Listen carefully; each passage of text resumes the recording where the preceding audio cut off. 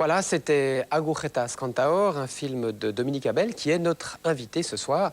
Alors évidemment, première question, quand on découvre ce personnage qui témoigne d'une rage d'indépendance, d'une soif de liberté incroyable, comment est-ce que vous avez réussi à le persuader de se laisser filmer? Parce que je le connais depuis très longtemps. Ça fait 17 ans que je le connais. 17 ans qu'il a pu voir mon respect, parce que j'ai un respect profond pour le flamenco et pour lui. C'est vrai que c'est quelqu'un de très farouche et qui se laisse pas filmer. Et en fait, ce qui se passe, c'est que il sait que je l'aime, pour de vrai. Donc, On voilà. sent que vous avez une relation privilégiée avec lui quand même. Très, oui. Bah oui, je le connais depuis très longtemps. Et il est très dur à vivre. Il est très dur à vivre, il est insupportable, il est encore plus difficile à tourner. Ça a été un tournage, on peut dire, haut en couleur, au sens où Agujetas, c'est quelqu'un qui veut rien répéter. Donc nous, on tourne en Super 16. Donc par exemple, quand il faisait une letra, donc cette fameux texte, moi je voulais absolument qu'elle soit dans le film parce que c'était une letra pour moi très représentative de lui, de ce qu'il est. Et hop, la bobine s'arrête au milieu. Et je lui disais, Manuel, tu veux bien répéter cette letra? Non, moi je veux rien répéter. Et il hurlait. Et j'avais beau insister, et si j'insistais beaucoup, il prenait le verre et me le lançait à la figure. J'étais enceinte de 7 mois, donc voilà, c'était comme ça le tournage, c'était assez rude.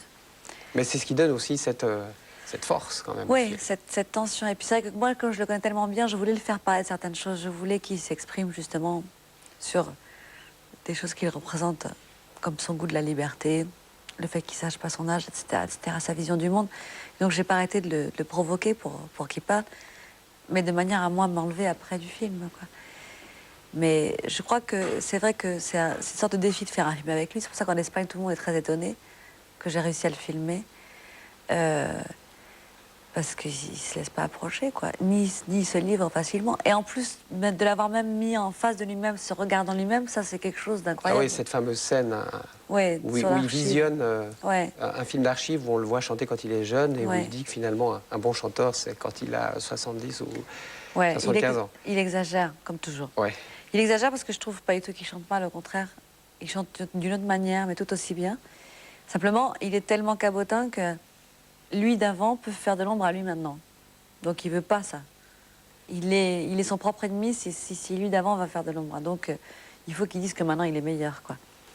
Mais à côté de ça, il le pense vraiment. Il pense que maintenant il s'est fait d'une autre manière. Je pense que ce sont deux choses différentes, mais qu'il a tort de dire qu'il chantait pas bien. Surtout quand il dit c'est pour la galerie, alors qu'il est là, qu'il se donne, quoi, je veux dire, il a les triples là, quoi. Il exagère.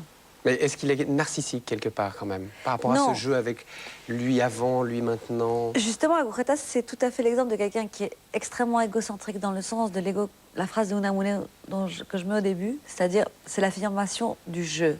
C'est pas quelqu'un qui fonctionne comme la majorité des gens aujourd'hui par référence. Avec lui, on va pas parler de livres, ni de films, ni de rien du tout. Il parle, c'est sa propre vie qu'il occupe en entier.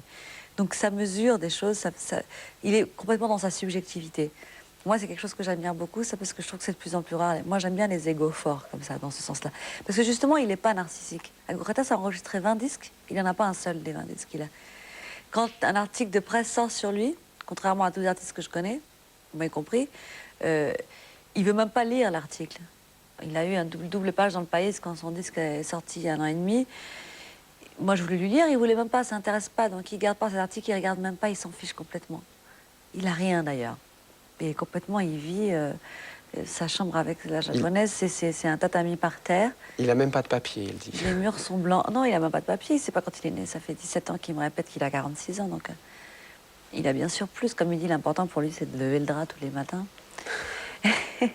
mais voilà, quoi. Donc, il n'est pas narcissique. C'est ça qui m'intéresse. Moi, je trouve qu'il est plein de lui-même et plein de sa propre vie, qui est complètement passionnante.